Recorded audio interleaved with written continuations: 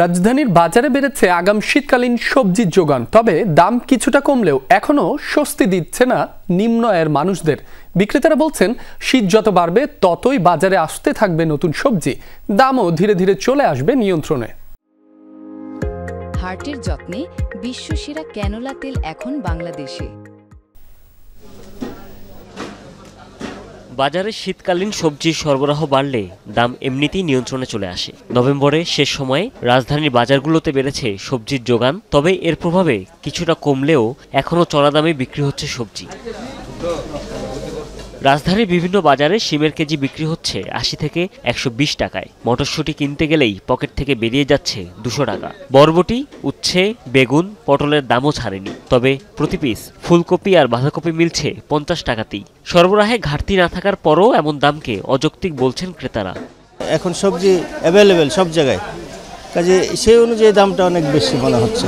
যারা চাকরি করে তাদের অবস্থা তো খুবই খারাপ।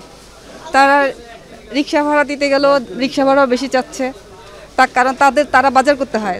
যদি বলি যে রিক্সা ভাড়াটা কেন বেশি চাচ্ছেন, বলে যে আমাদেরও তো বাজার করতে হয়, আপনারা যদি বাজার করতে হিমশিম খাচ্ছেন তাহলে আমরা বাজার করব কিভাবে।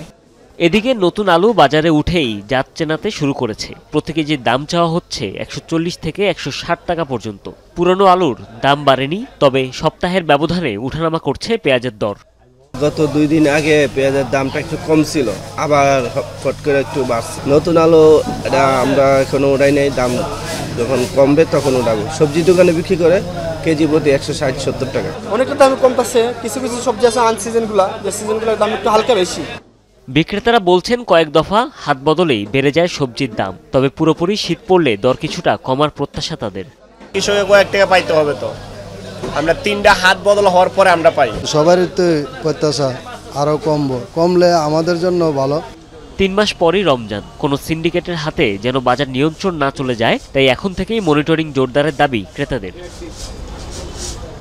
হুমায়ুন রশিদ, যমুনা নিউজ, ঢাকা।